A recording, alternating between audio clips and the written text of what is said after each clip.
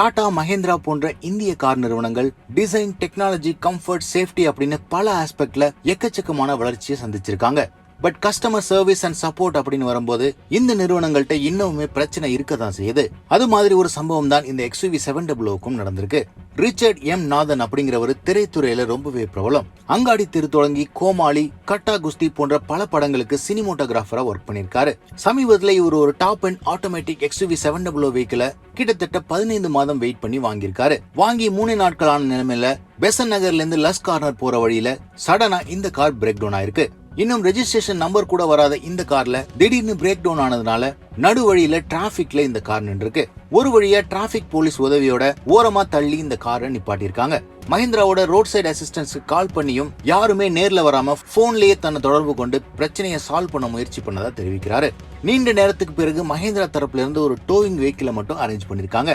அந்த thawing vehicle quality எப்படி இருக்குன்னா, வண்டியை எடுத்துட்டு போக வந்தவருக்கு ஆட்டோமேட்டிக் காரை எப்படி நியூட்ரல் பண்ணணும் அப்படின்னு கூட தெரியல அப்படின்னு தன்னுடைய வருத்தத்தை தெரிவிச்சிருக்காரு. மேலும் இந்த கார் அவருடைய மனைவி தனக்காக பரிசீலித்த கார் அப்படின்னும், சென்டிமெண்டா இந்த காரை விரும்பல அப்படின்னு தெரிவிச்சிருக்காரு.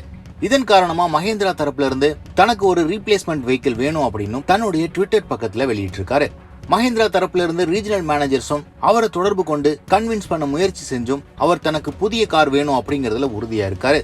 வாங்கி 3 நாட்களுக்கு பிறகு மஹிந்திராவோட கஸ்டமர் சர்வீஸ் இப்படி இருக்கு அப்படின்னா நீண்ட நாட்கள் இந்த கஸ்டமர் சர்வீஸோட எப்படி பயணம் செய்யறது அப்படின்னு கேள்வி எழுப்பியிருக்காரு. இதுவரைக்கும் இந்த கார்ல என்ன பிரச்சனை, எதனால இந்த பிரேக் டவுன் ஆச்சு அப்படிங்கிற விவரமும் தெரிய வரல.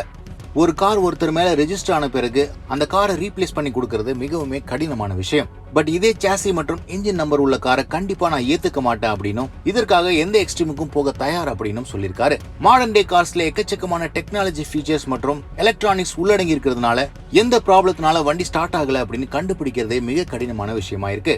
ஒரு தரப்பினர் எக்கச்சக்கமான எலக்ட்ரானிக்ஸ் இருக்கிறதுனால இது போன்ற சம்பவங்கள் நடக்கிறது சாதாரண விஷயம். எந்த பார்ட் பிரச்சனையோ அதை ரீப்ளேஸ் பண்ணிட்டு வண்டியை டெலிவரி எடுக்கிறது தான் பிராக்டிகலான சொல்யூஷன் அப்படின்னு கருத்து தெரிவிக்கிறாங்க. பட் ரிச்சர்ட் எம் நாதன் தன்னுடைய முடிவுல உறுதியாயிருக்காரு. இந்த சம்பவத்துல மஹிந்திரா தரப்புல இருந்து என்ன செய்யணும் அப்படிங்கிற உங்களுடைய கருத்தை கமெண்ட் செக்ஷன்ல போடுங்க.